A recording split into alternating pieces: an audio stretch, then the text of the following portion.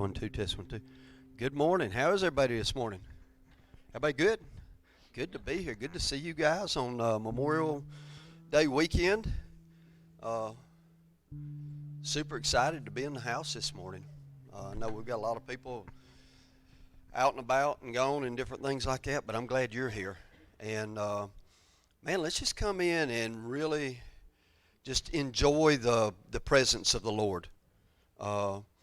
And enjoy each other as we gathered together this morning.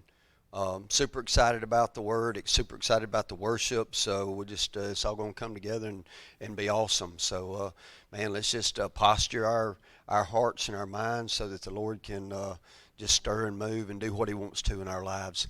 I told the worship team, and I say this a lot, there are two things that we need to do when we're really not just coming together corporately, but it is very applicable when we gather together corporately, and that's minister to the Lord from where you are. Number one, minister to the Lord from where you are in this season of your life. He knows where you are, so it's not a big secret to Him. And a lot of times we're like, well, I can't come to the Lord because I'm not in this place. He says, man, just come as you are. Come where you are in life. Come in this place. Maybe you're struggling. Maybe you've been, just kind of lethargic and disinterested in your faith and all of that. Come to the Lord. He's not going to say, wow, I didn't see that. Just come to Him from where you are, this season you are, and just minister to Him from that place. And then minister to what's in front of you as far as the people. And that's very, very true as we leave these walls and go out to in our life's journey, is just minister to what's in front of you and where it's at. See what's in front of you and just let the love of Christ just flow. So, man, we want to do that and just come in and just begin to engage Him. Just a couple announcements. I feel like with this group, everybody knows what's going on, but we'll announce it if some people are watching live stream or podcast or stuff like that. VBS is starting next week, so we'll be decorating this week. We'll start Tuesday night. What time in the evenings are we going to? I know it's not like a formal.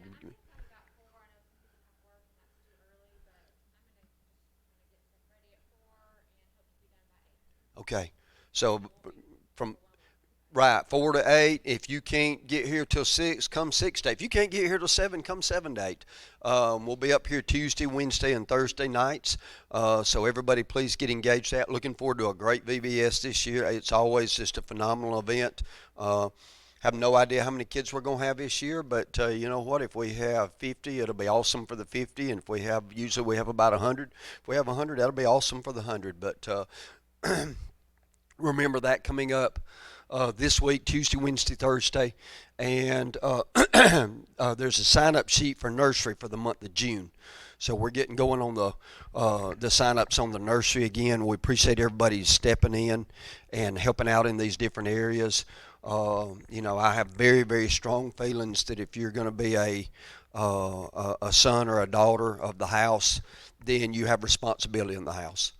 And you need to step up for that responsibility, whether it's volunteering for whatever that looks like, giving, and all of that stuff. I want you to be blessed by your engagement and activity in what God's doing and what you're affiliated with. And that doesn't go along with just a corporate house. That's in life, man. And so many people, they go through, I hate to use the word parasite because that is so negative because I think about a tick and all of that. But, man, it's just what can I get out of this? Maybe a more palatable term would be a consumer mentality. What can I get out of this? And God wants us to be part of the solution, not part of the problem. And when we step up and we're part of the solution and we're part of the people that love and serve and give and all of these things, in anything that we're affiliated with, then God's blessing, God's favor is going to follow that and come into our lives. And it makes Him happy. It makes God smile. And I want to make God smile. So remember that. Getting back to the nursery sign-up sheet for the month of June. Please sign up. June, July are two big vacation months for people. a lot of us are going to be missing some time throughout, especially the next 2 months. So it's important when we're here to step up when we can and do what we can while we're here. So we want to bless people while they're away, but I want to do my part while I'm here. So that's my good spiel on that this morning. So are y'all still happy? All right, man. Let's have fun worshiping the Lord this morning. Father, yes, Tim. All right, so excited. So I have the shirts with me today. I know it's a small crowd, but I wanted to go ahead and get a few passed out so that it's not such a long line next week. If you can keep up with your shirt, let's get it today. And after service, we need help moving the furniture out of the foyer. So if some of you can help, we're going to just move it down the hallway and won't take long, but need some strong arms for that. Was there anything else we talked about? Oh, and we're going to take 2 round tables upstairs, okay? And I'll hit this again next week, but if you are helping, it starts at 6 next week, so be here at like 5:30. So go ahead and get that. And if we have enough people and we're here, decorating and all, we'll try to order pizza or do some dinner, so don't worry about that part of it this week. We always have a good time. So, all right, I'll pray. Father, thank you so much for this day, and we're just thankful to be here. We're thankful for this weekend and what it represents. I pray that you would be with each one of us, whether we're here or we're out of town, that you would just meet us right where we are, and that we would just give our attention to you. We love you so much. We bless you in Jesus' name. Amen.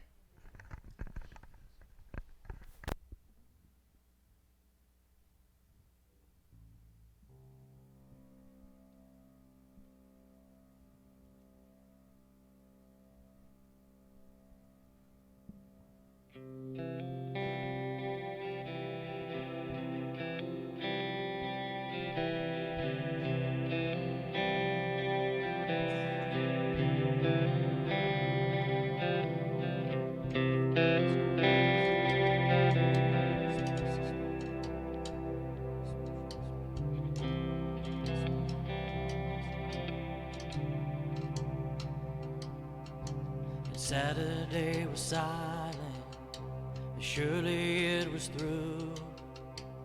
But since when has impossible ever stopped you?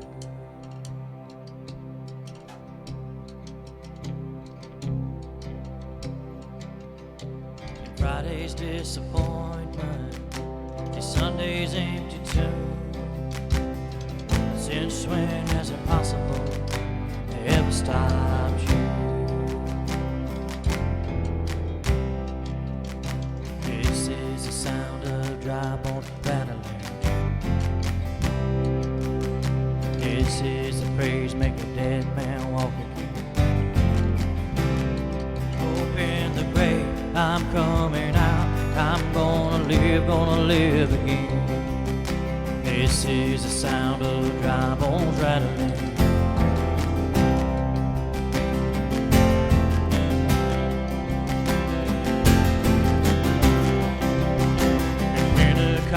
Fire, stirring something new. You're not gonna run out of miracles anytime soon. Resurrection power, it runs in my veins too. I believe there's another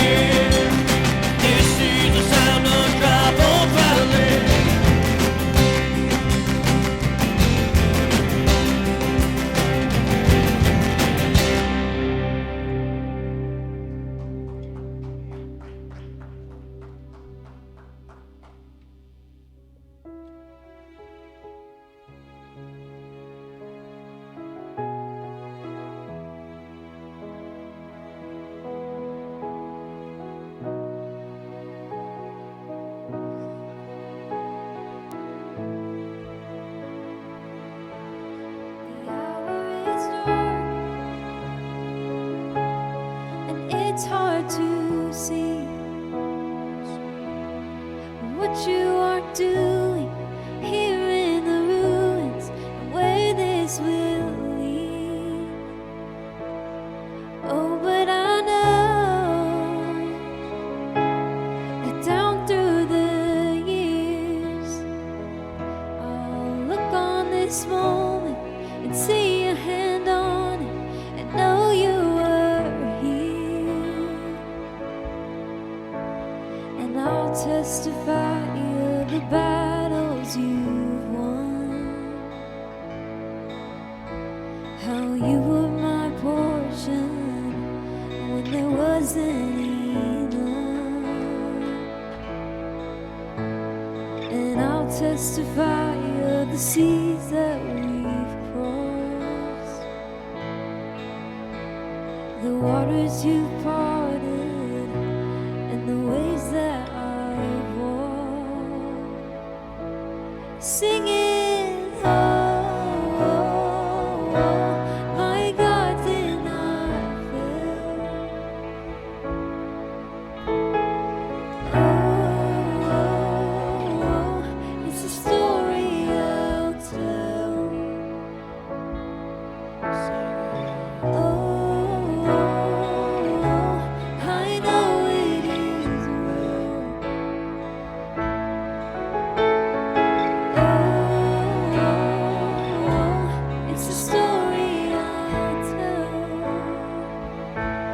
Believing gets hard when options are few.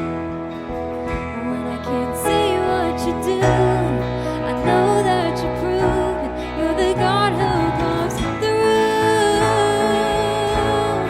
Oh, but I know that over the years I'll look back on this moment and see your hand on it and know you were here. And I'll testify of the battles you won, how you were my portion when there wasn't enough. You can testify this morning. And I'll testify of the seas that we walked, We'll be able to testify next week. the waters you parted, and the ways that I walked, was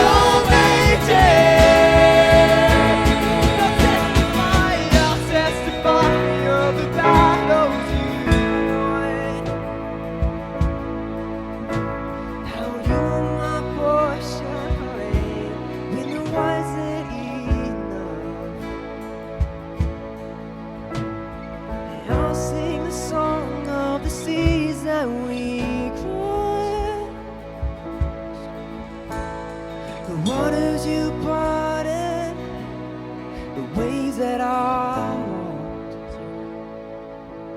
Singing, oh, oh, oh, my God did not fail.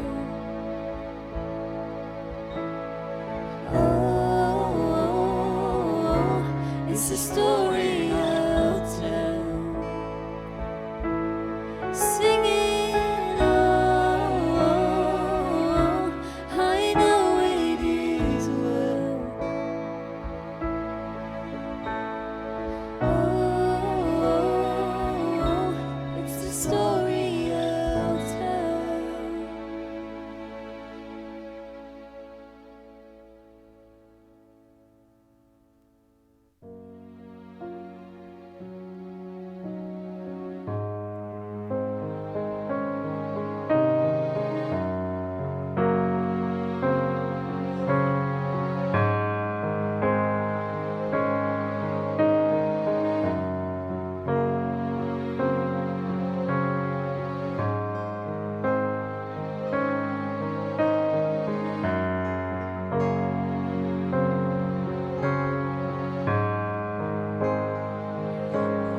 Wait on you. I'm gonna wait on you. I've tasted your goodness. I'll trust in your promise, and I'm gonna wait on you. And I'm gonna wait on you. I've tasted your goodness. I'll trust in your promise. I'm gonna wait on you. I'm gonna wait on you. I've tasted your goodness. I'll trust in your promise. I'm gonna wait on you.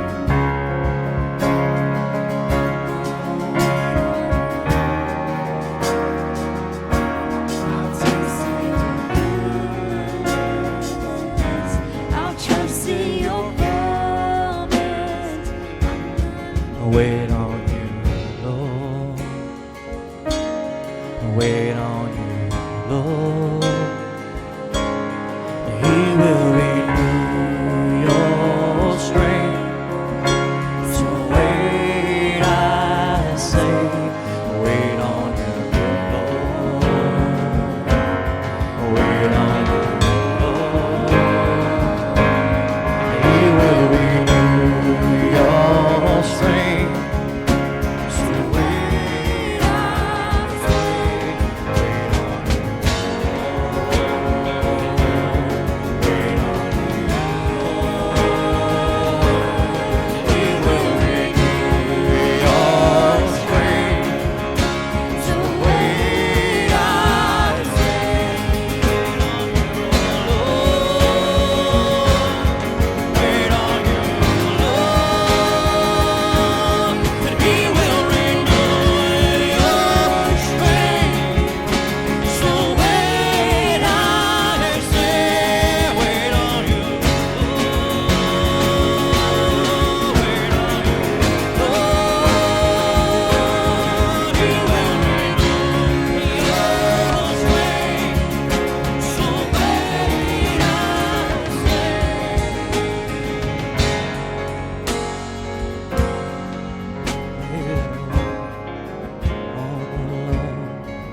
Shall renew their strength.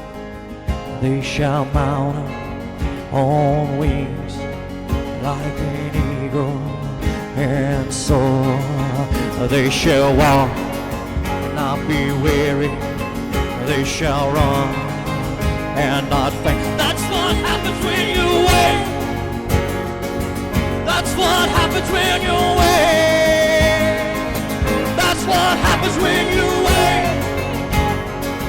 That's what happens when you wait. They'll wait on the Lord, shall renew their strength. They shall mount up on wings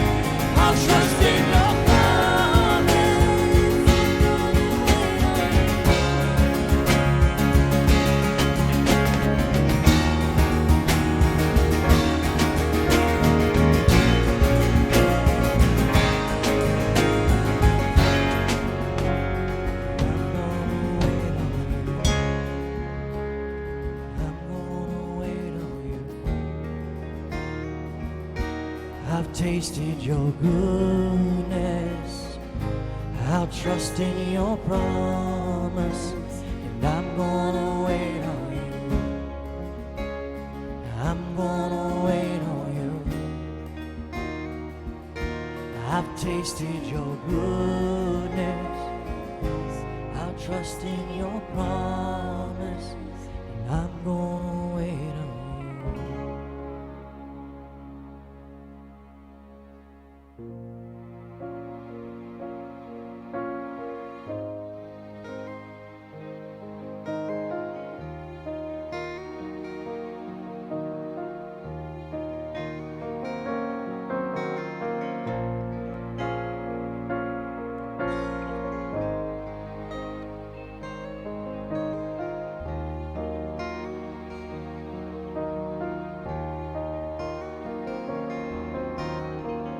Where you go, I go.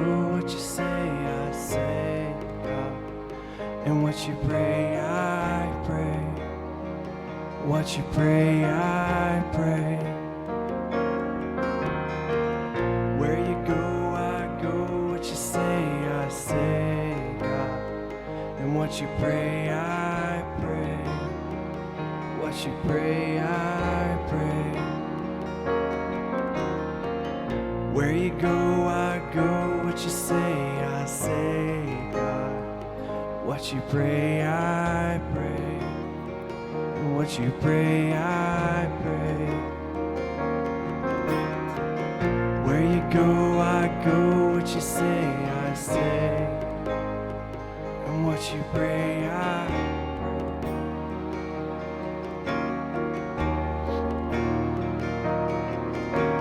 Jesus only did what he saw you do. He would only say what he heard you speak. He would only move when he felt you lead, following your heart, following your spirit. To walk without you, and every move that Jesus made was in surrender.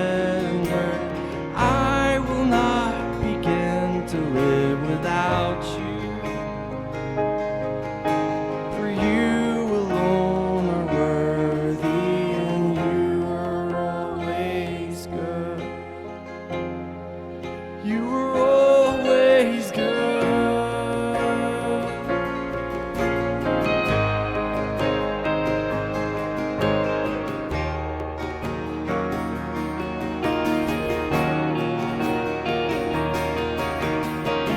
Where you go, I go. What you say, I say, God. And what you pray, I pray. What you pray, I pray. Where you go, I go. What you say, I say, God. And what you pray, I pray. Sing that again. And what you pray, I pray. Where you go, I go. What you say, I say, God. And what you pray, I pray. What you pray, I pray. Where you go, I go. What you say, I say, God. And what you pray, I pray.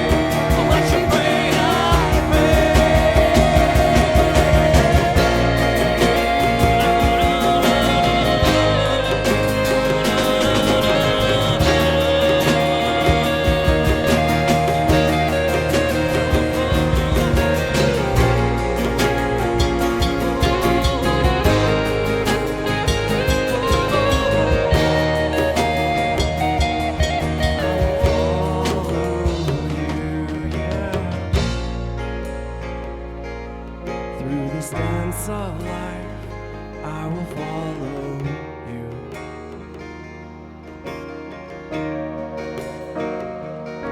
Whatever comes my way, through every situation, I will follow you. Into the unknown, to the unsaved.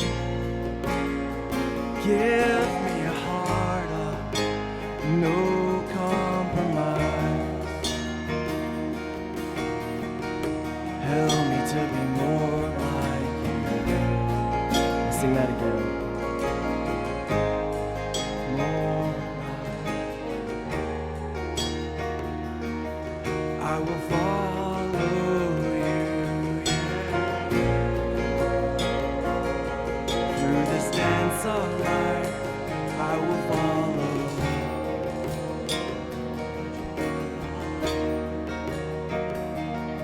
Whatever comes my way, through every situation, I will follow you.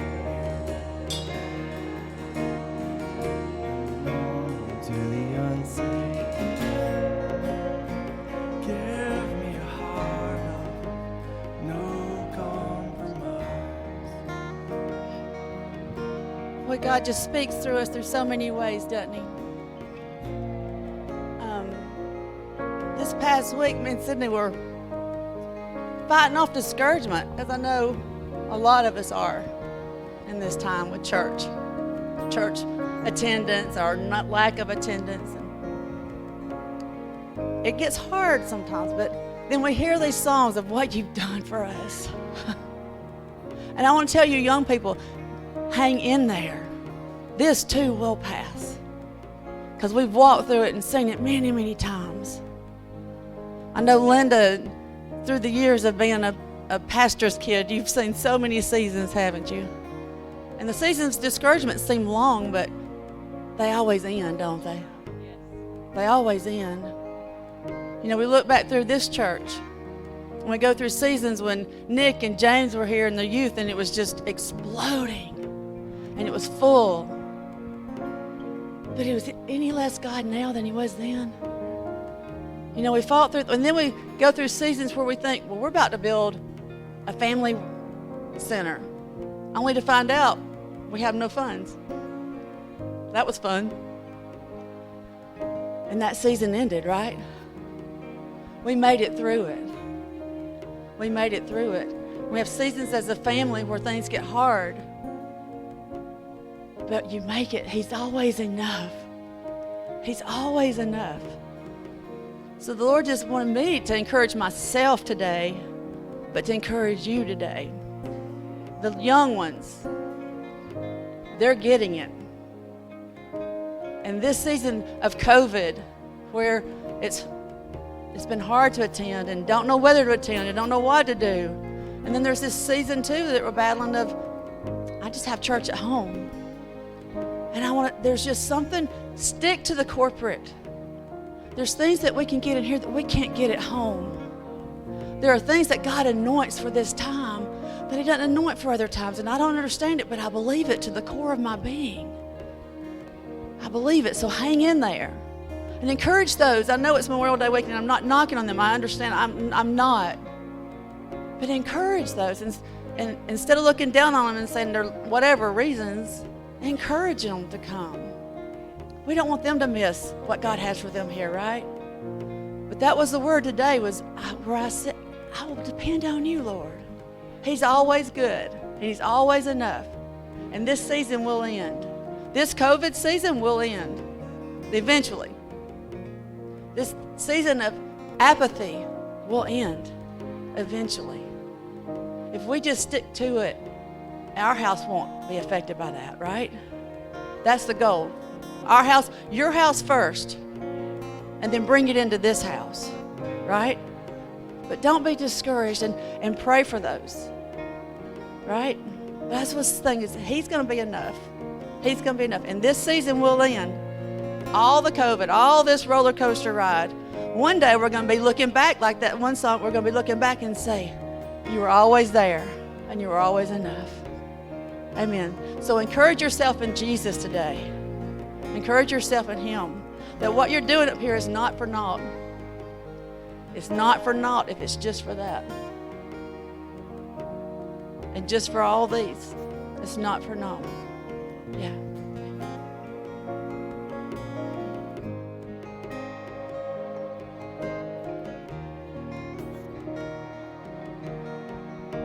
Help me to be more like you. More like you. Sing that. Help me to be more like you.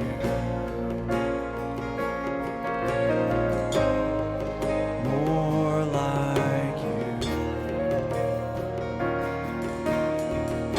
Help me to be more like you. More like you.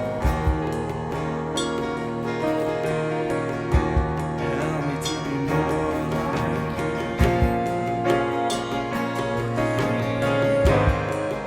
More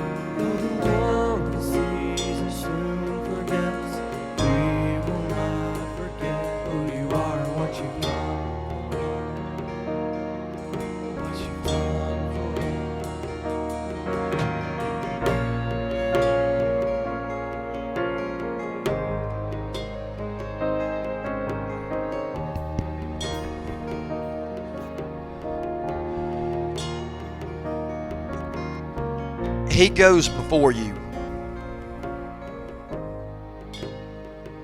There's a line in the song I like, and it says, into the unknown, into the unseen.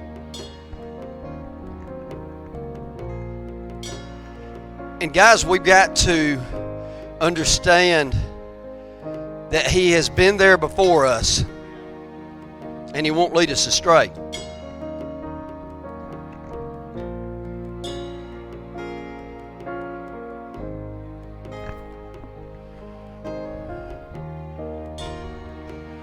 When we were doing our trek in Peru, we came upon 4 or 5 different places where mudslides had literally wiped out the side of the mountain. And our guide knew where these places were, and we're going on these trails in these mountains, and he knew that coming up was where a mudslide had wiped out the side of this mountain. And so he would get off of his horse, and you can ask where he'd get off of his horse, and he would run ahead of us. And he would examine the situation and see what it looked like, if it was safe for us to pass. And we had 3 or 4 times where he came back shaking his head. And what we had to do is we had to dismount off of our horses, and we had to walk on this wide little thing on the side of a mountain. And I don't love heights, you know. I'm just kind of like, All right, look ahead. Don't look at the river down there, because if you fall, you're going to die for real. But he would lead us down this path, and we would have to abandon what had been carrying us. We had to abandon our gear. And we had to walk this thing out. And you know what amazed me? I guess it shouldn't amaze me, but it did.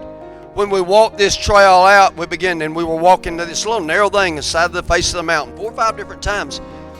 I would turn around and I'd look, and you know what would be following us? Our horses and our gear. Nobody had to lead them. They were following the guide. Where he went, they were going to go.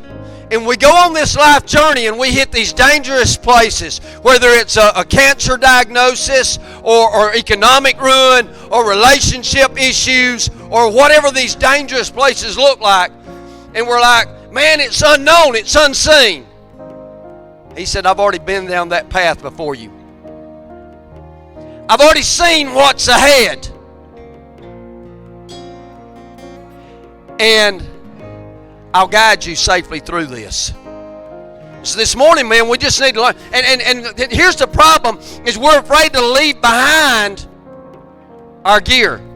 We're afraid to lose what we think's got to carry us. But the thing is, if we'll follow him, our guide, hello Holy Spirit, if we'll follow him, this stuff's going to come behind us. It's going to follow, and it's going to catch back up to us. And we'll be able to mount up again. And we'll be able to be carried again. We'll be able to ride again. But we just have to know he goes before us. And we can trust him. Because he said, I've been this way, and I will not lead you into harm's way. I will not lead you into harm's way. That's our Father that loves us, guys. So take comfort in that. And find courage in that. We're going to look at Joshua and going into the promised land this morning. And God several times in just a few verses, he keeps telling Joshua, be of good courage, be of good courage, be of good courage, be of good courage. He said, I'm with you. He said, just like I was with Moses, I'm going to be with you. So this morning, take courage. Strengthen yourself in the Lord. Like Lori was talking about, encourage yourself. It's what David had to do. He got run out of his own palace. And the word said that David strengthened himself in the Lord. He strengthened himself in the Lord. He's like, all right, man, I can do this. I'm good now. So I just want to encourage you, Lord. So.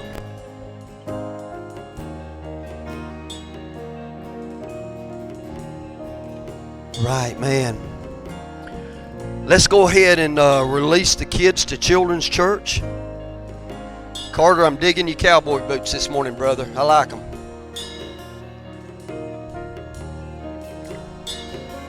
Amen. Bless the kids this morning, Lord. Bless the ministers this morning. Yeah. Thank you, worship team. Man, we appreciate you guys. Y'all can find a seat. If somebody can catch the lights back there.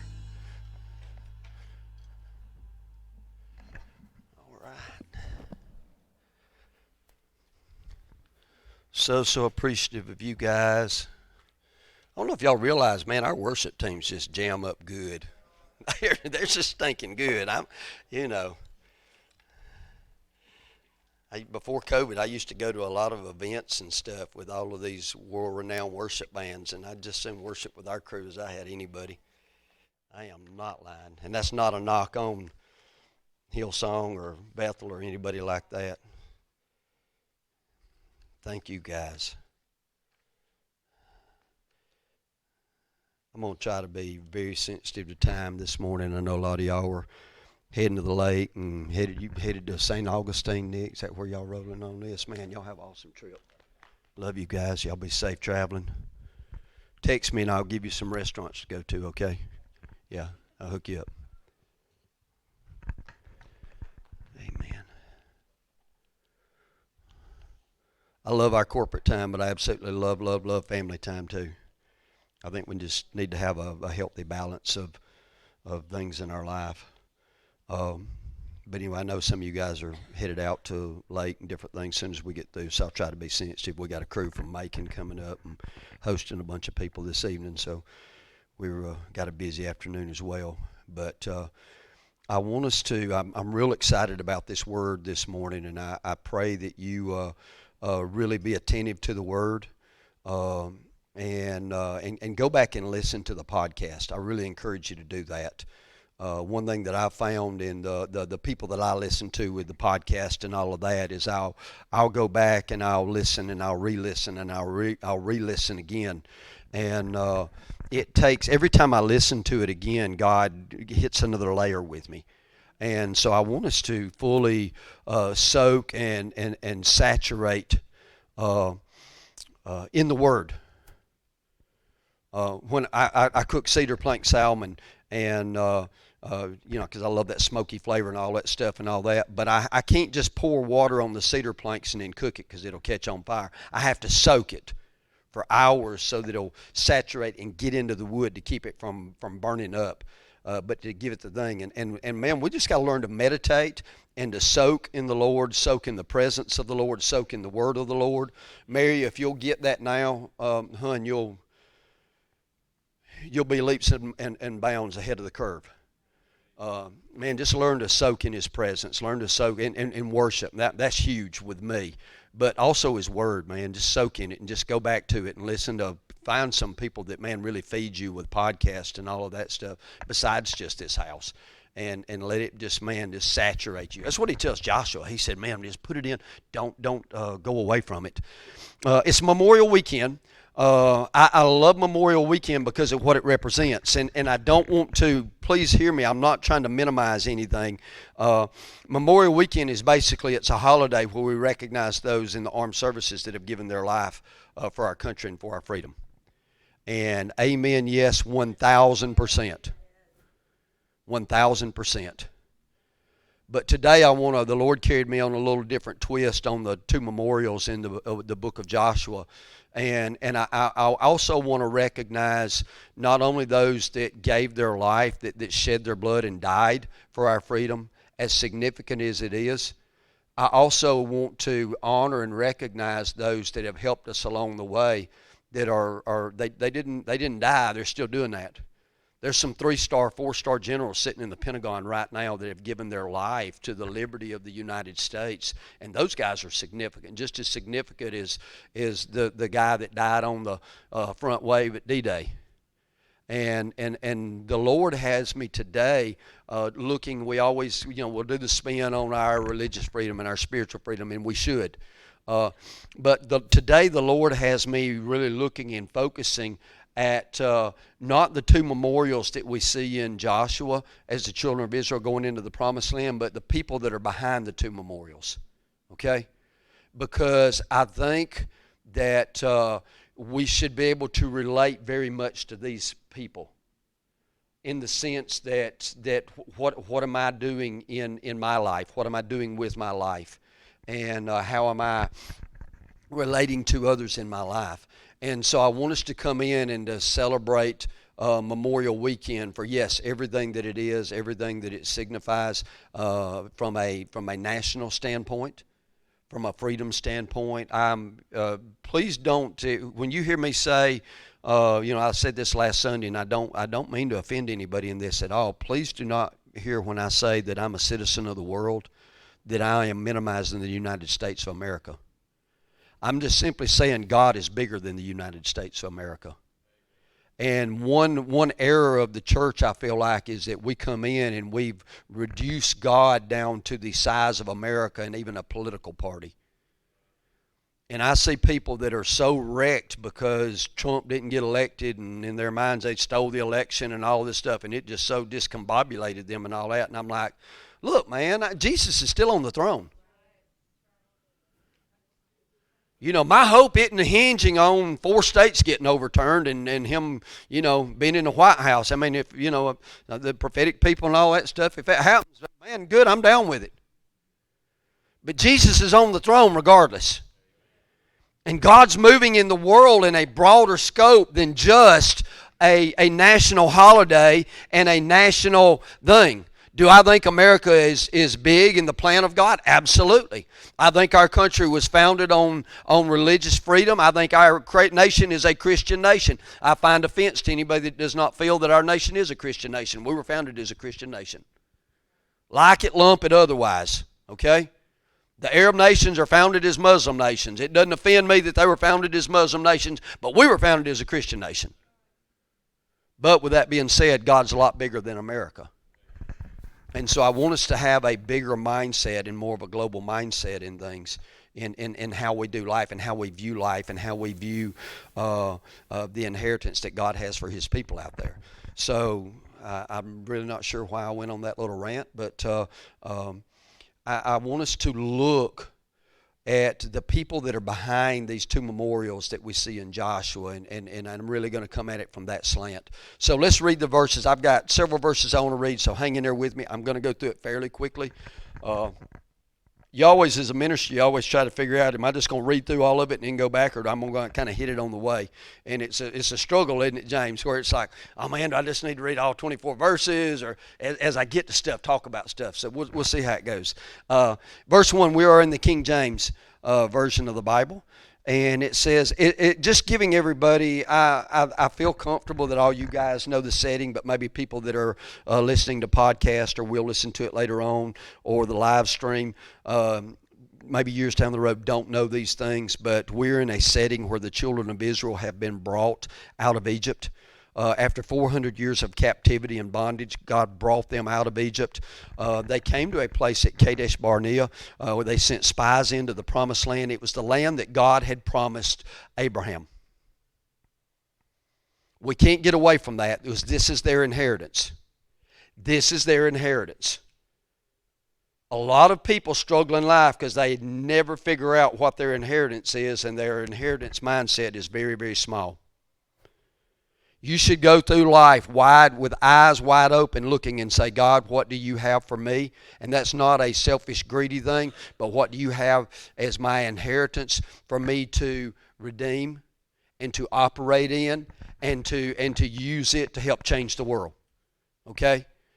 And the children of Israel, God brought them to a place. They sent 12 spies into the promised land, the land that God had promised Abraham, the land that God had promised Isaac, the land that God had promised Jacob. And they sent them in. We just real quickly, we know the story, or perhaps you don't. 10 of the spies came back and they gave a negative report. They said, the land is everything that you said it was. It is amazing. They brought back fruit of the land. I always talk about them bringing back the grapes of Eshcol on a staff between two men, like we would carry a deer out of the woods. They brought these huge the fruit of the land, and they said the land is everything that you said it was. You did not lie, God. But then they came in right on the tail end and said, but it's going to be too hard. And I see a lot of Christians in life, and they punt and they quit because it just gets too hard for them. And that's what Sister Lori was alluding to. They get weary and they get things that dull the blade. Sermon I preached 20 years ago, and it just has always stuck with me. The things that dull the blade, usually it's not the stump that we hit with our lawnmower, but after all the pebbles and all the sand and all the dust and all of the stuff, eventually the blade gets so dull it just can't do its job. And they said it was too hard. And two of the spies, Joshua and Caleb, they said, no, man, we can take it. There's walled cities, there's giants. These people are fierce, but it's our inheritance, so God has it set aside for us.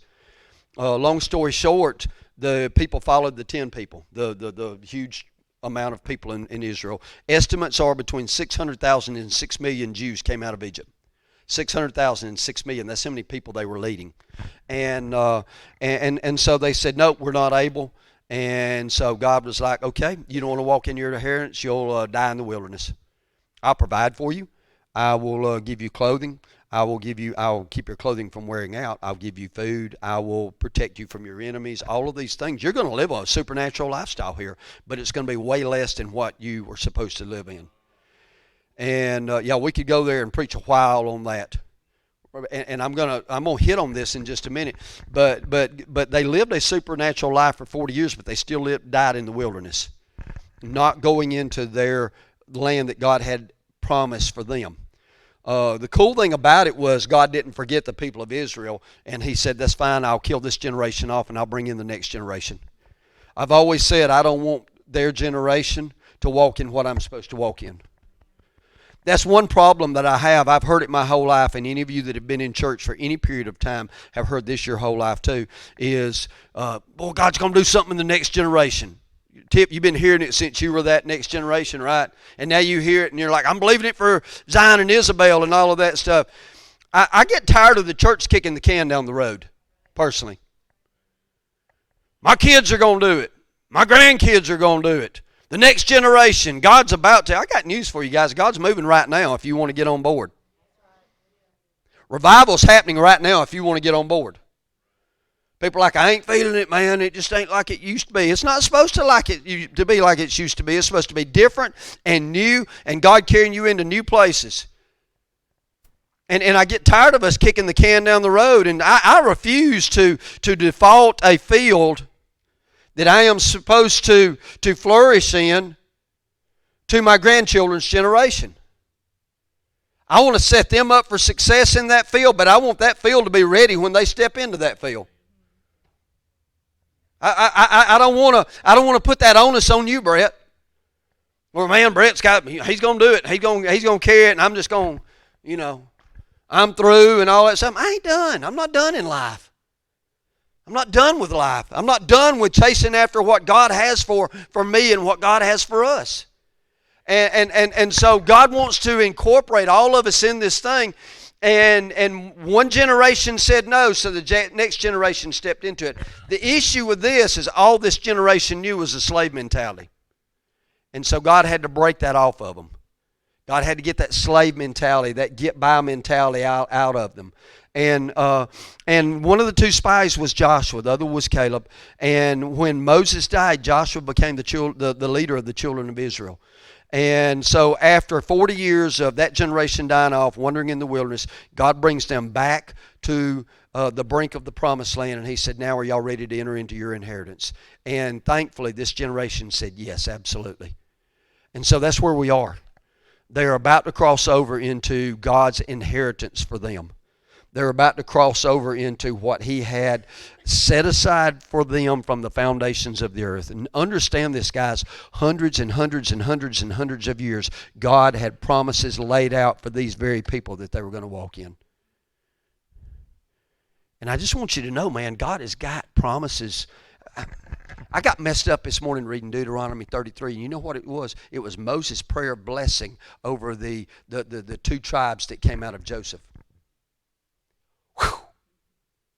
Read that. It's like Deuteronomy 13 verses 14 through 16. Y'all read that. It so trashed me because he was talking about he was speaking to the heavens and the dew blessing their land and the fountains of the deep coming up and watering their land and blessing their land. It was talking about the majestic mountains releasing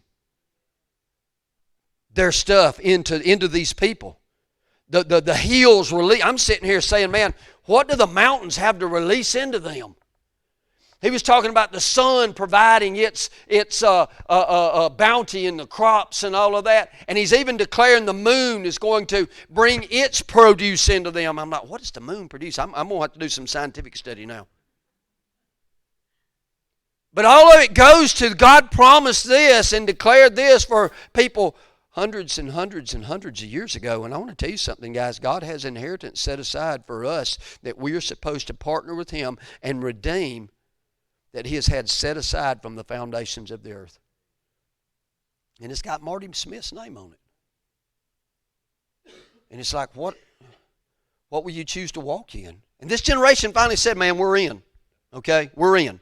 But now let me show you some stuff that was required and took place, had to happen for them to walk in and to eventually inherit this land and live in this land. And we're looking at two memorials. I think it's very fitting. It's Memorial Day.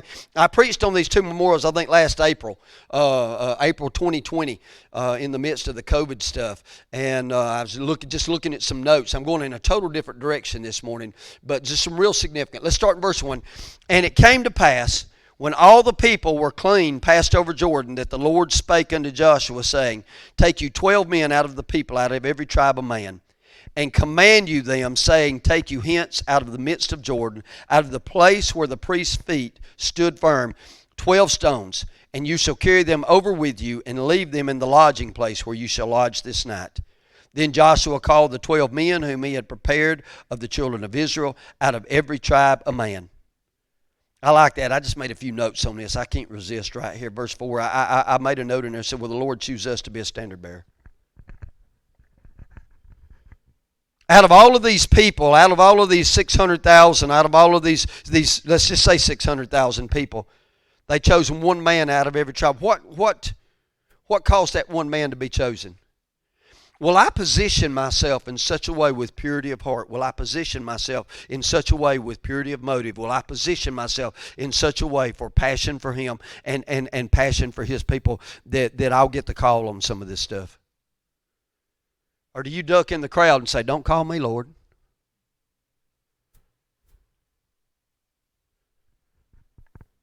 Cindy, do we live such a life that the Lord will come out and we say, Man, I don't even go there that consider my servant Job.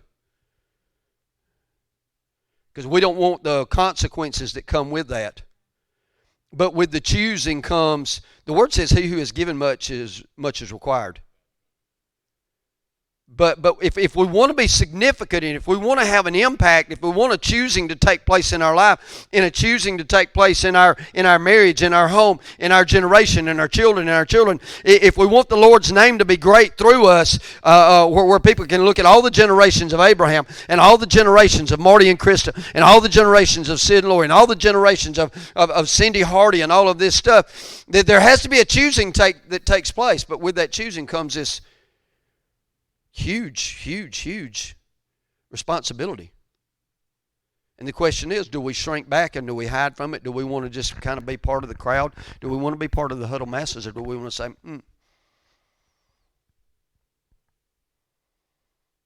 Here am I, choose me, Lord. Here am I, send me. I love the thing in Isaiah when he comes and he cleanses him in Isaiah chapter 6. He says, who can I send? Who will go? He's like, Here am I, send me, Lord. And so he goes out and he chooses these 12 guys. And I'll give you details on actually what's taking place in just a minute. In verse 5, And Joshua said unto them, Pass over before the ark of the Lord your God into the midst of Jordan, and take you up every man of you a stone upon his shoulder, according unto the number of the tribes of the children of Israel. Verse 6, that this may be a sign among you, that when your children ask their fathers in time to come, saying, What mean ye by these stones? Just one more quick note before we go through these rest of these verses. I put in there, I said, Will our children ask us about our faith? Is your life significant enough in your faith journey, in your faith life, that your children want to know why my mama does the things she does, and why does my mama live the way she lives? Our lives should be so significant that our kids and our grandkids see something different in us that they don't see in the world, and it ought to so pique their interest that they want to know what's my grandmama all about? What's my papa all about? What's my father all about, and what's my mother all about, and why do they do the things they do, and why do they live the way that they live, and why are they passionate about the things that they're passionate about, and why do they honor the way that they honor, and why do they host the way that they host, and why do they do these things? And if we're not living the life that our kids are even vaguely interested, I see so many people, and I try not to judge, but I see so many people, and it's like their kids run the other way as soon as they can. Because it's almost like they're saying, if that's what marriage is like, count me out. If that's what home is supposed to be like, count me out. If that's what Christianity is supposed to be like, if that's what church life is supposed to be like, then count me out. And man, I want our kids to say, that's what I want. I want what my mom and daddy have and the love they have for each other. I want what my mom and daddy have and the passion that they have for each other. I want the heart for people like my mom and daddy have. I want the adventurous spirit like my mom and daddy have. I want to have that. And they come in and they say, what is it about this There should be such a that's just who they are. That's what we talked about last week. That's just the way they are. I think that was the phrase, wasn't it, James? That's just the way they are. That's just the way they are. They say, what is it? And he said, you do this, and then when your children, he didn't say if, he said, when your children ask you the meaning of these things. The word tells us in one place, it says, when the world comes to you and asks you for the reason of your hope, you'll be able to give them a significant answer. And what's sad is when we don't live in such a way that the world is curious about the hope that we have, or the peace that we have, or the love that we have, or the joy that we have. And so he comes in this verse and he says, when they, in time to come, saying, what mean ye by these stones? Then you shall answer them, that the waters of Jordan were cut off before the ark of the covenant of the Lord. When it passed over Jordan, the waters of Jordan were cut off. And these stones shall be for a memorial unto the children of Israel forever. And the children of Israel did so as Joshua commanded, and took up 12 stones out of the midst of Jordan, as the Lord spake unto Joshua, according to the number of the tribes of the children of Israel, and carried them over with them unto the place where they lodged, and laid them down there. And Joshua set up 12 stones in the midst of Jordan, in the place where this is important, just make a mental note of this, we'll come back to it. And Joshua set up 12 stones in the midst of Jordan, in the place where the feet of the priests which bear the ark of the covenant stood, and they are there unto this day.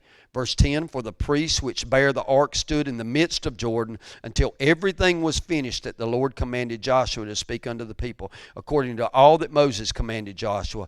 And the people hasted and passed over. And it came to pass, when all the people were clean passed over, that the ark of the Lord passed over, and the priest in the presence of the people. And the children of Reuben, the children of Gad, and half the tribe of Manasseh passed over armed before the children of Israel. And Moses spake unto them. About 40,000 prepared for war passed over before the Lord unto battle to the plains of Jericho.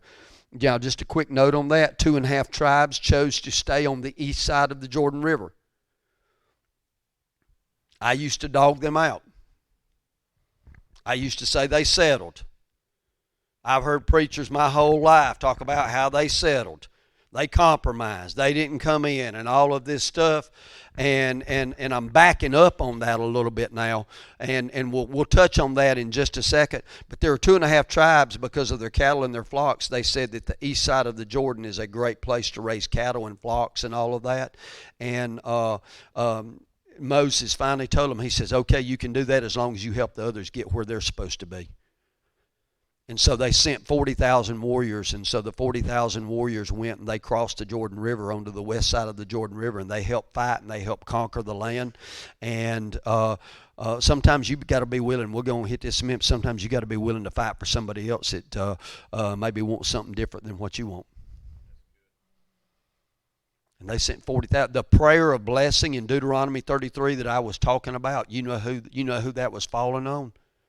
The half tribe of Manasseh that was on the east side of the Jordan River. So God wasn't ticked at them. You say, well, they wasn't going into what their full inheritance was supposed to be. I may agree with you on that. But God still loved them, and God still wanted to bless them, and Moses is still declaring blessings over their life. One thing we've got to understand is everybody doesn't want what we want when we want what we want. And we've got to learn to be okay with that. One thing I found, most people don't want in life what I want in life. And it doesn't make me better, doesn't make them worse, doesn't make them better, doesn't make me worse. But I've got to understand that we're coming and there are responsibility and things that I have to do to help people along the way that aren't wanting the same thing that I'm wanting at this point in time. Because I'm going to tell you something, there's been seasons in my life where I didn't want what I want right now.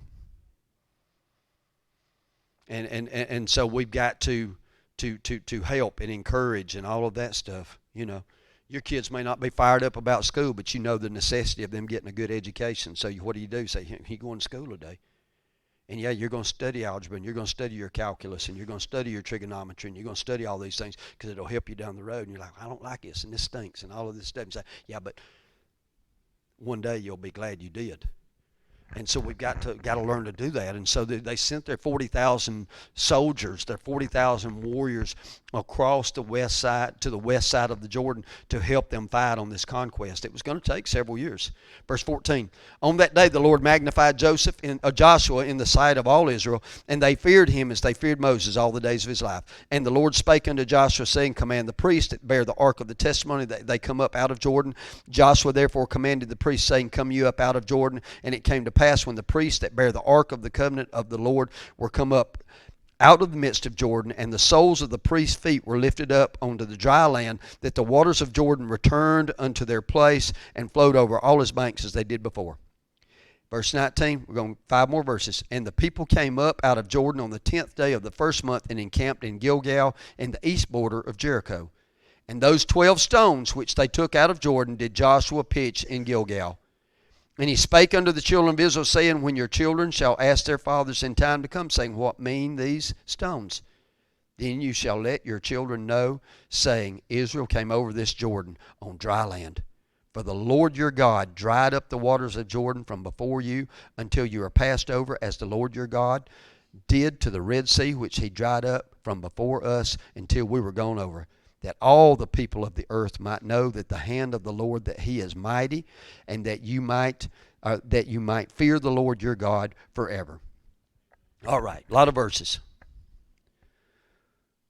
When the children of Israel were ready to cross over into the promised land, one thing had not happened in their lives, because they had lived their life in the wilderness, and their fathers and mothers had slave mentality and did not embrace the fullness of who they were in God and all of God's promises and all these things, and their identity, and they stopped circumcising the sons. And so Joshua had the wonderful task. Can you imagine being a leader? And it said Joshua circumcised him. I'm not saying that he circumcised every male that was out there, but I'm sure he had a bloody hand in it.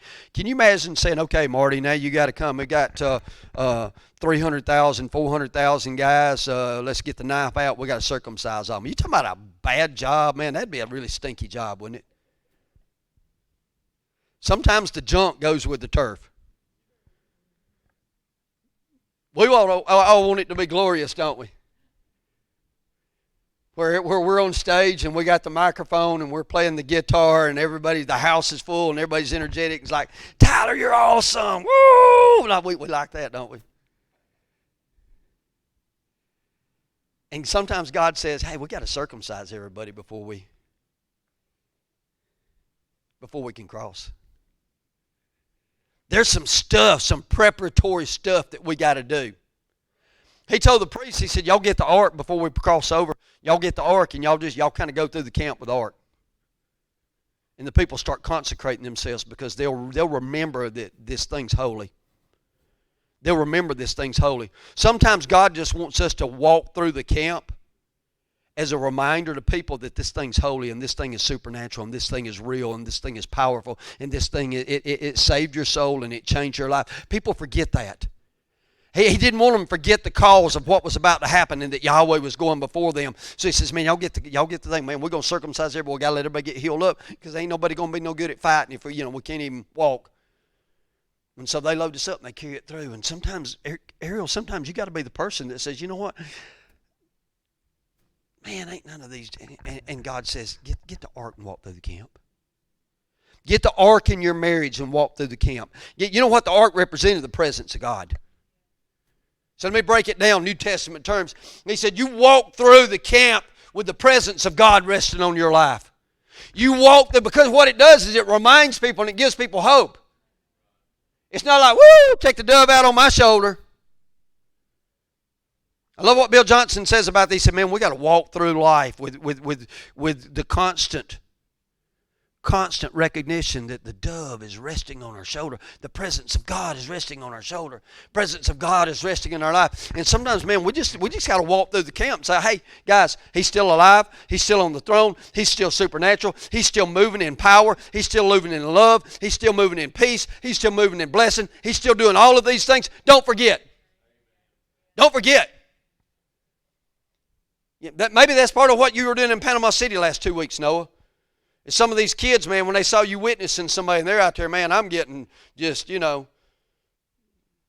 Doing what kids do when they go to the beach on graduation, spring break, and all that. You know, we're just trying to get, yeah.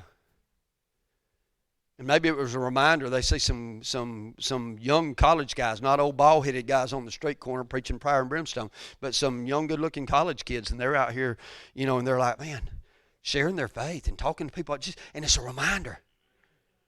And he said, you walk through the camp, and it's a reminder to people that God is holy and God is with us, and God has called us, and God has chosen us. And I want to tell you, man, He has not regretted the day He chose you and He called you. If you're listening to this or you're watching on live stream, whenever it is, it might be 2025, and you're struggling with who you are, God's not forgot you, and God's not abandoned you, and God doesn't regret calling you one day. He doesn't regret saving you. He doesn't regret spilling His blood for you on Calvary's cross. He doesn't regret going into the depths of Hades and bringing the keys to death, hell, and the grave. Leading captivity. He doesn't regret that, Brett. All the years when I was just kind of, you know, going through the motion, He didn't say, boy, man, I wish I hadn't have done that. He was like, I just need to walk through the camp. I just need to walk through the camp. If I want to be the person that just walks through the camp carrying the presents. Said, hey guys, Karen, he's still alive and well. He's still doing it. He's still doing what He said He would do. He's still fulfilling His promises. He still wants to use us. He ain't going anywhere. And so they do this, and all the people, they start consecrating themselves. They start getting themselves in the right place spiritually, emotionally, mentally, every way, man. They come in and they're getting clean before the Lord. They're posturing themselves clean before the Lord. And then He says, okay, now it's time. Now it's time for us to cross the Jordan River. And this was the process. The Jordan River, and it was at flood stage this time. And He comes in and He says, here's what the Lord says do. The priest, I want you to come and I want you to take the Ark of the Covenant. I want you to come in and I want you to wade out into the river. He actually just says, I want you to put your sole of foot on the water. When you put your sole of foot on the water, he said that God's going to allow us to cross on dry land. Now, before you think this is a crazy stretch, remember this is only one generation away from the Red Sea crossing. Their mothers and fathers told them stories about, we crossed the Red Sea. We walked across on dry ground. So before you think God's doing something crazy and no way this is going to work in you, we just sang, there's one, the one line that I love in that song, Rattle, is just ask the man whose body was thrown on the bones of Elisha. Just ask the man whose body was thrown on the bones of Elisha. And he came back to life. And that's crazy. But it wasn't that far-fetched, because they said, I know some miracles that God had done in our people before. And that's why we meditate on these things, and we remember these things, and we establish memorials on these things, and we tell the generations about these things, that I've seen God move, and God is a miracle worker. He's a way maker, and He's been with me, and He's been with my parents. He's been with the generations. He's had His hand in our life, and He'll do the same for you. You know why I'm so confident God can absolutely, and God will, and God desires to absolutely rock your world the rest of your life? Because He's been doing it in mine for 40 years. And I feel like I'm just getting started. And I'm like, if He will do it for me, He'll do it for Mary House. If He will do it in my marriage, He'll do it in yours. If He'll do it in my children, He'll do it in yours. If He'll do it in the way I do life, He'll do it in yours. Because I promise you, He loves you just as much as He does me. And your inheritance is just as large as mine. All you got to do is just say yes, and have a loud yes and a long yes and a continual yes. That's all we got to do. And so He tells the priests, they come out and they put their foot. Sure enough, they touch get this, they're bearing this ark on their shoulders. That was the only way you could carry it. That didn't work when they tried to carry it with a new ox cart, okay?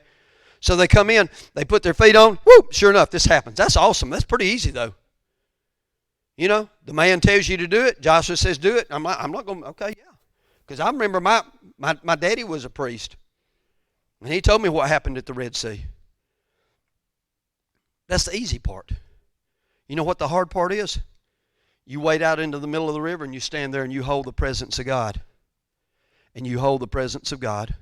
And you hold the presence of God. And you hold the presence of God.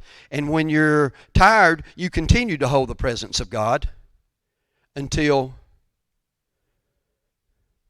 600,000 to 6 million people cross the river. How many of y'all been to a SEC football game? I can't say an ACC football. I've been to an SEC football game. It's a little bit different at Tech, isn't it, Brett? You go to a Georgia game, you go to an Auburn game, you go to an Alabama game, there's 100,000 people there. Let's get on a spiritual context. We went to Promise Keepers when it first happened. There was 80,000 men. You know how long it took for 80,000 people to file out of the Georgia Dome to eat lunch? You know how long it takes you to get out of a Georgia game and get your car? No, it takes a hot minute, doesn't it? Over 80,000. Can you imagine between 600,000 and 6 million people crossing a river? My point is, it was not just a real quick thing. And these priests are standing in the middle of the river while everything is taking place. You say, well, maybe they did a tag team. They may have. There may have been 24 guys rotating out and 4 at a time. But they were standing there for hours on end carrying the presence. My point is in this, guys, the memorial I want to talk about is not necessarily these 2 piles of stones. We're going to talk about the 2 piles of stones, but I want to talk about the people that it took for this great exodus. Or excuse me, not this great exodus. That wasn't a great exodus. This was a great rebirth for the nation of Israel to go into the promised land. And these guys stood in the river while everybody was crossing. It'd been easy for me to stand in the river while Joshua and Caleb crossed. You go get them, Caleb. Go get your mountain, boy. You've been believing big for 40 years. But what about the other folks? That maybe they weren't as passionate as you were. Maybe they weren't as committed as you were. Maybe they didn't ever want to give or serve. They never signed up for anything. My point on that is that's life. There have been times when I was not the priest holding up the presence of God, but the guy that he was holding up the presence of God for. And God is constantly reminding me, asking me, will I continue to be that guy that will shoulder the presence of the Lord, that will allow the weight of the Lord to rest on my life in order to make a way for other people? That's why the Word says, be not weary in well-doing. Apostle Paul said, don't get weary in well-doing, guys. Because there's still a lot of people that have yet to cross. There's a lot of children that are yet to cross. There's a lot of people that are not as passionate that are yet to cross. Because you look at this and you say this is your inheritance, but it's their inheritance too. There's even a group of people, there's even 40,000 warriors that are going to cross that aren't going to live here. They're wanting to live on this other side over there. And are you willing to stand in the place and make a way for them to be able to come in and do what they're supposed to do? See, our job is not just about what can I do to get out of this and how I'm going to get blessed and all of this stuff. But the thing about us, one of the great callings in our life, and the one thing I want to memorialize and I want to recognize today, is the people that are willing to stand in the river shouldering the presence of God so that everybody can pass. Because that's not easy. And truth be known, the people, when they're passing, they're really not looking at the priest. They're looking up at the ark. See, that's the thing about it. You got it on your shoulder, but the ark is above you. So when they're walking by, if I'm walking by, I'm going through this river and I see this thing and it's pushed back and the waters are just standing on edge. And I'm sitting here and I'm looking at the Ark of the Covenant and I'm like, wow, man, God, you're amazing. Yahweh, you are amazing. I don't even see Marty Smith standing there. I say, Yahweh, you're amazing. And you got to be okay with that.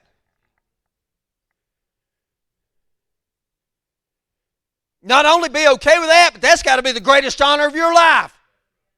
Come on, somebody. I'm doing my thing and I'm It's easy to put your foot in the river and watch it jump back. Anybody can do that. But not anybody's willing to stand in the river for the whole procession.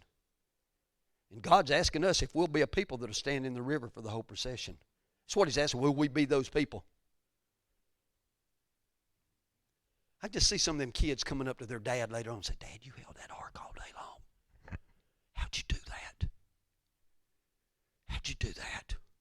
You see a little kid getting out on the bank on the other side saying, that's my daddy over holding that Ark of the Covenant. That's my daddy over there. He's a priest holding the ark. You talking about identity being birthed in a child? Come on, somebody.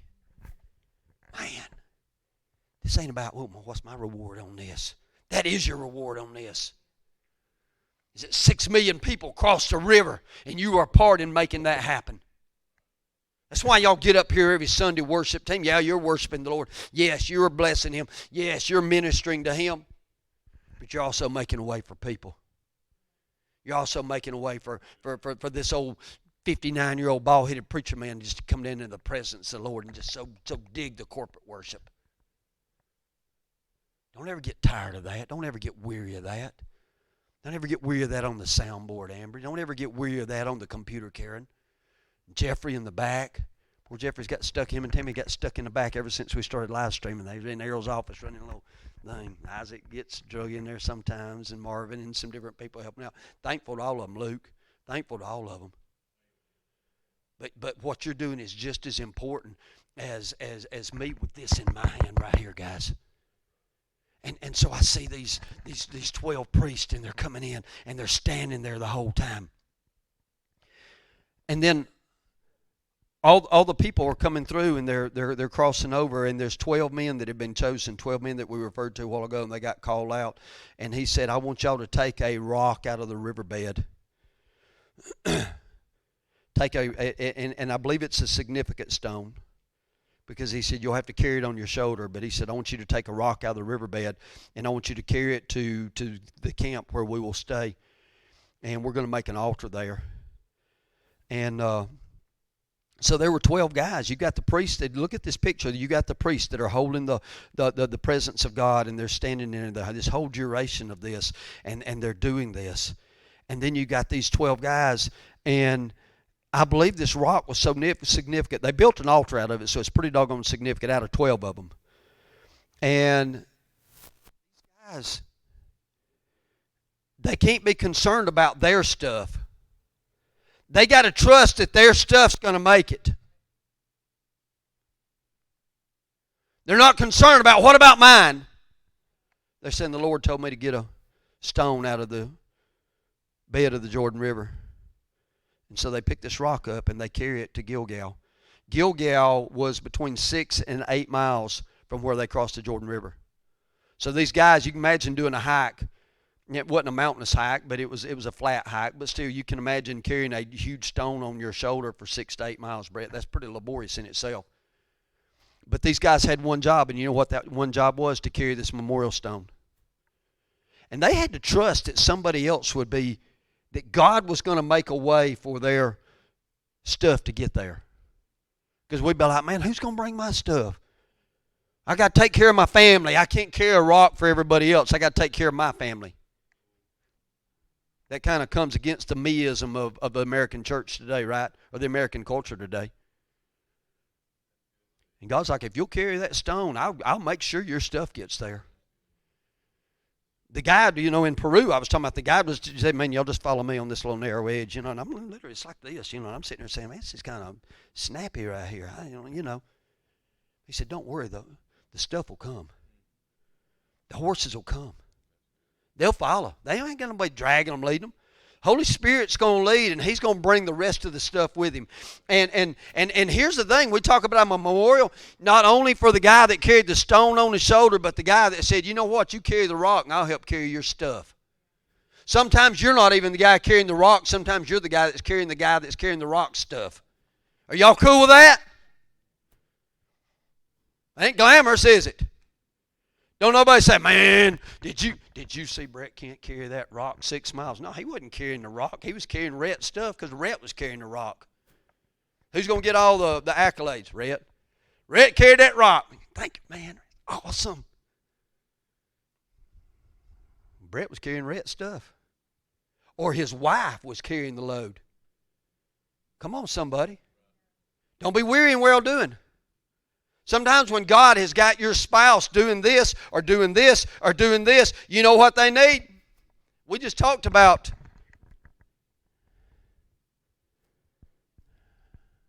Jonathan and his armor bearer a couple weeks ago, didn't we? Yes, sir. Thank God for the armor bearer. Said, do whatever's in your heart. I'm with you. Do what's in your heart. Trust in somebody else. Following somebody else's heart. Following somebody else's heart. You know, all I'm doing, I'm just following your heart. Y'all's heart behind yours. That's all we're doing. I don't have an agenda and a plan and all that. I'll try to throw in some wisdom and hear the Lord on some stuff. But at the end of the day, you know all Scott was doing last week when he was down there? He was following Marty and Krista's heart. He said, you just do what's in your heart. I'm with you. Me and Scott's had this conversation, man. That's all God's called us to do, man. Just whatever's in their heart, we're going to just help support. We're just going to help do it. We're going to help facilitate it. God's called us. We're just going to help facilitate it. Whatever's in your heart. You carry the rock, I'll carry your stuff.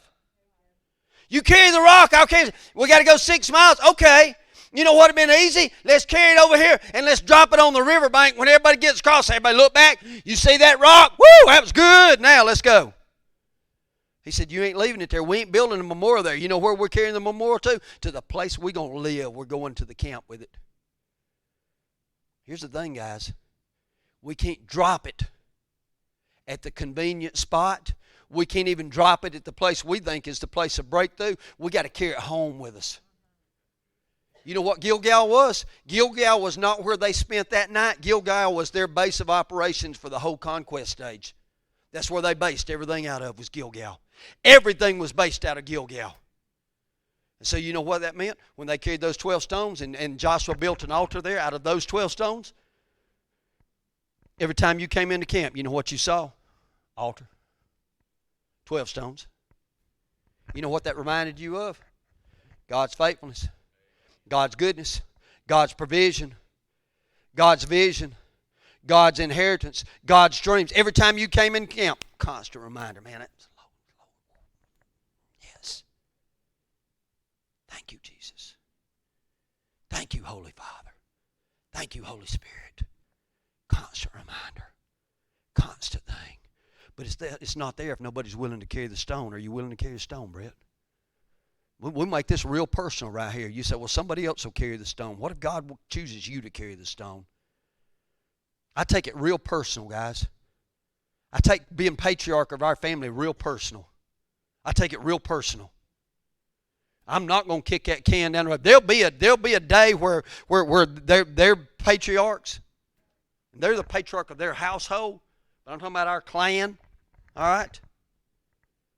But I take it real personal to carry that stone and put it in camp where everybody can see it and nobody can forget it.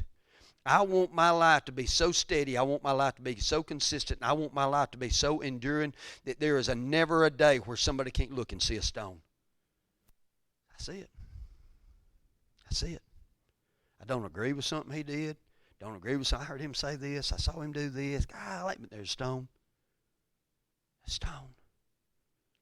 I know you only agree with me 99% of the time, Cindy. But even that 1% of the time, you can always see a stone. You can always see a stone. My children, my grandchildren can always see a stone. These guys carried it 6 to 8 miles on their shoulder to the place they were staying. And they trusted somebody else is going to carry their stuff. We've all got different roles in this at different places in our life. Sometimes I'm the dude carrying the rock, and sometimes I'm the dude carrying the stuff. And I'm good with both of them. I'm good with both of them. You need to learn to be good with both of them. Because when you're the guy carrying the stuff, you ain't getting the credit. But you're helping facilitate getting the stone carried.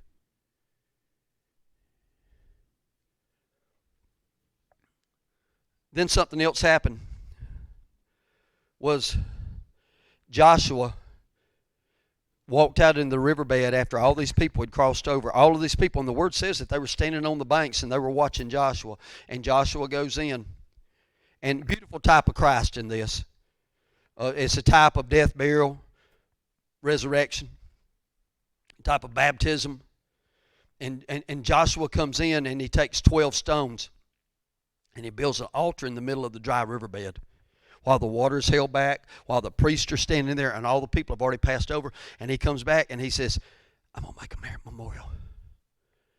And this memorial is what God has done. See, I look at these two memorials, and in my mind, I was meditating on these two memorials yesterday, and in my mind, the memorial that went in the middle of the river is what God has done, but the memorial that was getting carried to the camp is the memorial of who we're going to be in God. One was past and one was present. One was future. The present and future slid together. It's a constant moving thing. And I want to tell you something. Both are significant. And one thing that we fail to do, one thing that I find a delay sometimes with me, is I'll come in and I'll stop and I'll be like, oh man, Lord, I've got a grateful heart. But I'll stop and say, God, that was amazing, and thank you so much, and build a memorial right there. And not just a memorial that I can see, but build a memorial somebody else can see. And it's a memorial from the past, for the past of what God's done. But the thing that I like about this is Joshua did it all by himself. Very symbolic, because he was a symbol of Christ. He was, if you want to get into symbolism, he was the leader of the children of Israel. But you got the priests standing in there, and they're holding the ark, and they're watching Joshua. And they're probably saying, man, my shoulder's really tired, and my back's killing me, and all of this stuff. But they're saying, man, maybe they weren't. Maybe they were just so right up here in such a mighty, awesome place that they're like. But all of these people on the riverbank, and Joshua said, we can't move forward until I honor God for what he did. And sometimes we got these little private memorials that we build between us and the Lord, but sometimes it's so important for us to build a memorial of what God's done in our lives so that everybody can see, because we're surrounded by so great a cloud of witnesses. And that is a multifaceted statement, that we're surrounded by so great a cloud of witnesses. And I would be totally in error if I didn't come back and build these altars for not only for my personal and not only for my family, but for the world to see and say, this is what God did. This is what the Lord did. This is what the Lord did. This is what the Lord did. And then the waters covered it up.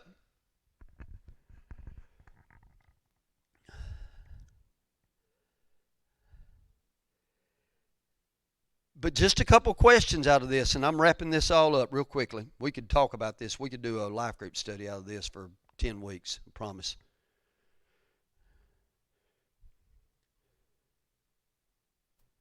There's a time when you're not going to have the masses with you. Joshua built the altar by himself. You've got to be so at a place in your life where you say, if nobody else does, I will. I'm willing to go it alone. I'm willing to do it alone. I'm willing to stand alone. I'm willing to praise alone. I'm willing to worship alone. I'm willing to dance alone. I'm willing to give alone. I'm willing to serve alone. I'm willing to do whatever. I'm not going to stop doing what I'm doing and what God's called me to be. Even though nobody else, seems like nobody else is with me, I'm going to keep doing it. And God told Joshua, he said, you go build that altar by yourself. And we have got to be in such a place of relationship and such a place of thankfulness and such a place of identity that we're like, I'll do it myself if I have to. I'm going to do it. It's not going to dissuade me from doing what God has put in my heart and spoke into my ear for me to do. It's great if everybody joins me. I think sometimes there's things that you can only do alone. Sometimes there's things you can only do alone. God designed it that way. Sometimes there's things that 12 others will help you do. Sometimes there's things that the whole team will get on board with. But I look at these people and I just see awesome acts of faith and awesome acts of obedience and awesome acts of selflessness. Here's the thing that strikes me on this, guys, bringing it into to every day. We talked about the 40,000. You know, like I say, I used to dog those 2.5 tribes out that stayed on the other side on the east side of Jordan and be like, man, they're compromisers and da-da-da-da-da and all of that. You know, that was good preaching, I guess. Tell everybody don't be a compromiser. It's an easy sermon to preach, right, Brett? We can do that. You know, as preachers, because I'd heard it preached like that my whole life. But those 40,000 went and fought somebody else's fight so somebody else could enter into their inheritance. And I have to ask myself the question, am I willing to fight to help somebody else fight their fight so they can enter into their inheritance? They had already found their inheritance on the east side of Jordan. Moses had already blessed them in them staying in that inheritance, but he blessed them with the condition that the only way you'll be able to enjoy the freedom of your inheritance is if you go help somebody else get into their inheritance. Well, Salah. I'm going to say that one more time. Holy Spirit just spoke that to me. The only way that you will be able to live safely and enjoy your inheritance is if you're willing to go help other people obtain their inheritance. Because if you're not willing to help other people obtain their inheritance, then you will eventually lose yours. Because the giants that they didn't conquer will come looking for you once he takes care of them. So this whole mindset, I'm just going to take care of me and my own, is short-lived. Let me say that one more time. This mindset of I'm just going to take care of me and my family, or me and my wife, or me and myself, is short-lived. It's short-sighted. I liken it to people that want to sit around and draw unemployment, not thinking about a career, and just say, as long as they're going to give me extra money on unemployment, I ain't looking for a job. Let me say this, you're short-sighted, even if you're making an extra $100 a week. Because that extra stimulus is going to run out. And you're going to miss out on what you could have started building into. It's the same mindset. When we come in and say, I'm just going to take care of me and my family, that may work for a little while. But you'll eventually lose your inheritance because you didn't help somebody else fight for theirs. One thing I found is I give, and if I give and I serve, you know what happens? Then my inheritance gets more and more robust. I believe that with every fiber in me. The more I serve and the more I give, the bigger my inheritance gets. And it makes no sense. The more you give and the more you give away, the more you get.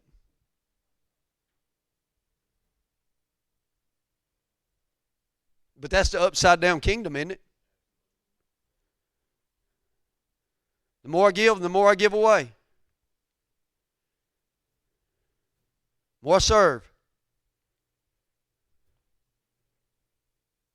And so these 40,000 were securing their inheritance because, you know why? They were helping somebody else get theirs. One thing I have found, and I will close with this, one thing I have found is that everybody in life doesn't want the same thing that I want in life.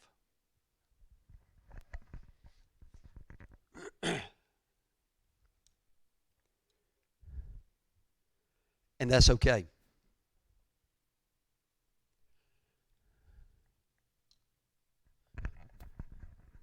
Because someday they may want more. Someday I may want more. When you say, what are you talking about, what you want out of life? I'm talking about the inheritance that God has for me. And please get off of materialism when you're thinking the inheritance.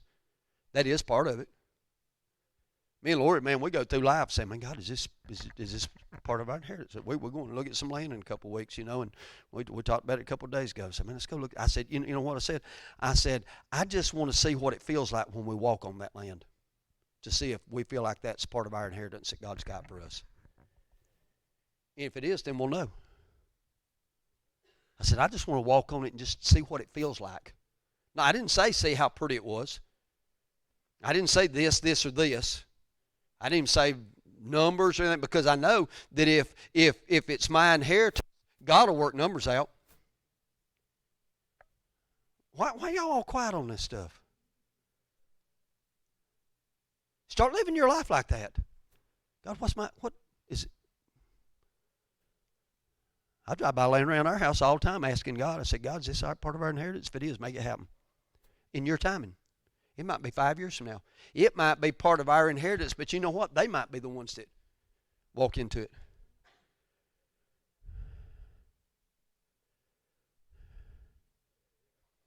But getting back to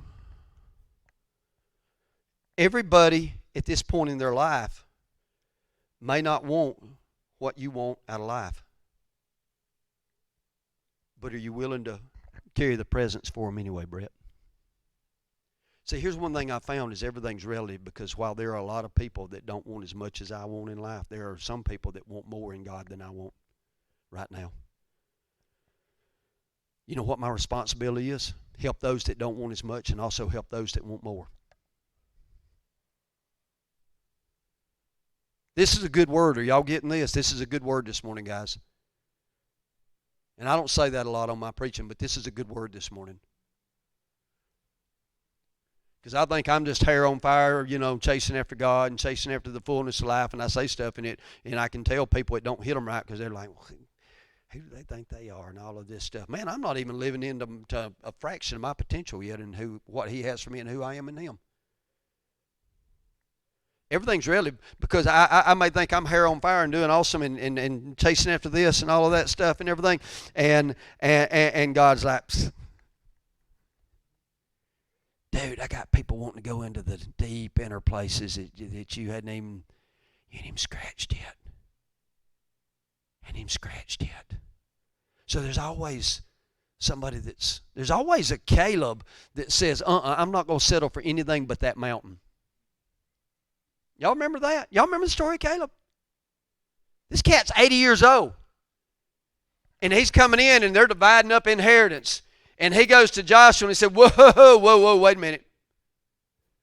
Before you divvy everything up, he said, you remember 40 years ago what Moses promised me when we came back out of the original Kadesh Barnea trip? There was a mountain over there that I said was mine. It was my inheritance. I claimed it as my inheritance because something jumped inside my spirit when I saw that. And I looked past the giants, because there were giants that dwelt in this mountain. I looked past all of that stuff, and I said, I believe that's what God has for me. And so he come back, and he didn't forget for 40 years, and he told Joshua, he said, before you start divvying it up, that's mine. So there's always going to be a Caleb that wants a mountain that maybe I'm not willing to fight for at this point in my life. But you know what my responsibility is? I bet there were some people in his tribe. I can't even remember what tribe he was now. But I bet there were some people in his tribe who was like, really? Come on, man. God, Caleb. That's awesome, but this plane over here is a lot easier. Can't we settle for that? We've had people that are no longer with us because they said, man, y'all try to set a bar too high. It's unrealistic and I can't relate. I'm serious. We've had a lot of people through the years that have been on this journey with us, and they're no longer on this journey with us because they said, man, y'all were just unrealistic and this bar's too high and all that. And I'm like, you're looking at the wrong standard, because the standard that I'm looking at is Jesus Christ and His glory and His fullness. And He says that can be mine. So that tells me that there's a high mountain for us to obtain that is our inheritance.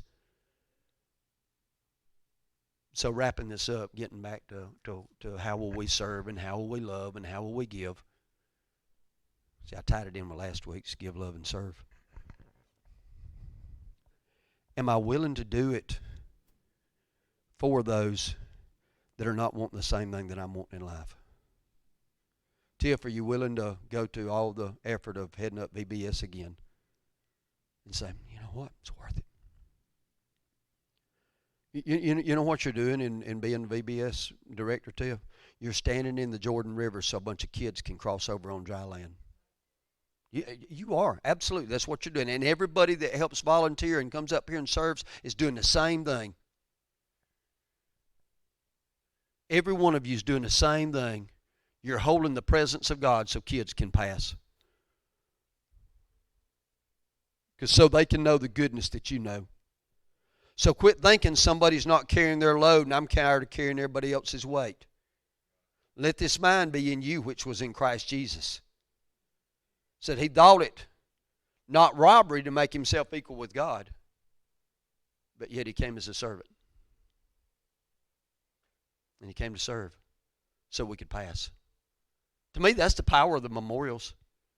It's way bigger than some rocks stacked up, remembering something that God did and something God was going to do. It was a bunch of people that said, God,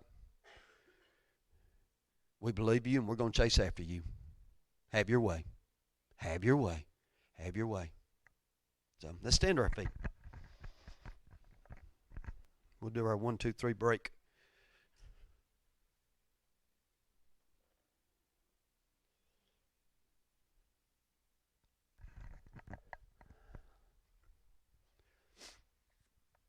Let this word today get real personal. We talked about 4 different people. We talked about priest carrying the presence so everybody else could pass. And they got to go last. Even Joshua got to go before. They got to go last. They were last ones. Last man out. Will you be that guy, Brett? We talked about 40,000 warriors that fought for somebody else. Will you guys be that person? We talked about Joshua that was willing to go it alone. Will we be that guy? Lindsay, will we be that guy? You know what, man? No, nobody else got. I'm in. I'm in. I'm in. Because of what he's done in my life. Because of what he's got for me.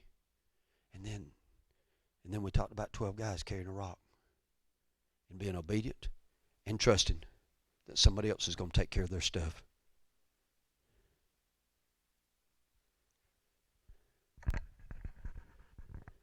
Marty, I've told you this before. You know what the Lord told me years and years and years ago, and I've never forgot it, and I never will forget it, and I'll keep living by it. It's one reason I keep doing what I'm doing. He told me straight up. He said, you take care of my house and I'll take care of yours. You know what he was saying? You carry my rock and somebody will carry your stuff. You carry my rock, somebody will carry your stuff. I just want you to carry my rock. I just want you to carry my presence. I just want you to carry my goodness. I just want you to carry my love. So one thing, that's the single thing in life, guys. If we'll carry that. In Matthew, Jesus says, seek ye first the kingdom of God and his righteousness, and then all these things shall be added to you. Okay, so just learn to carry the rock well. Doesn't mean you're not excellent in other areas. Because you carry the rock well, you will be excellent in other areas. You'll be sharp in relationships. You'll be sharp in business. You'll be sharp in redeeming the planet. You'll be sharp in everything you do if you learn to carry the rock well. But we got to learn to first carry the rock well. We think after we get our crap together, then we'll carry the rock, or stuff together, sorry. I'll get my junk together and then I'll start carrying that rock well. No, learn to carry the rock well and then your junk's going to come to it. Amaze you how it will come together. All right? I know it's late. I'm sorry. I always lie when I say I'm going to be brief. I promise you I do my best. God knows my heart. I could preach till 5:30 on this stuff because it's so good. But I love you guys. I hope y'all have a fantastic weekend. I hope y'all be safe. If you're at the lake boating, be safe. There's a bunch of idiots out there that don't know how to drive. If you're on the roads, be safe. Okay? Tyler, you're about to be there. If you're going to the lake, be safe on the jet ski. They're idiots that do not know which direction to drive on the lake, and they think drinking beer while they're operating a boat's a smart idea. So y'all be safe, okay? I love you guys. Remember, we're decorating for VBS Tuesday, Wednesday, and Thursday from 4 o'clock on. Tiff said she'd be here at 4. You come when you can. And don't worry about, so I don't know what I'll do. So we'll go get Domino's or something. We'll find something to eat, okay? Remember that Tuesday, Wednesday, Thursday. VBS starts next Sunday. And, man, y'all invite somebody, bring some kids. That's part of holding the present somebody can walk through is inviting them. Say, hey, man, I got a dry path you can walk on. Jesus said it's the way, the truth, and the life. All right? So y'all have an amazing day, amazing week. We love you guys. God bless y'all. I pray Deuteronomy 33, verses 13 through 16 over y'all. Somebody go home and read that. It'll mess with you. I pray that over there. I declare that over your land right now. Declare it over your land. Y'all be blessed. See y'all.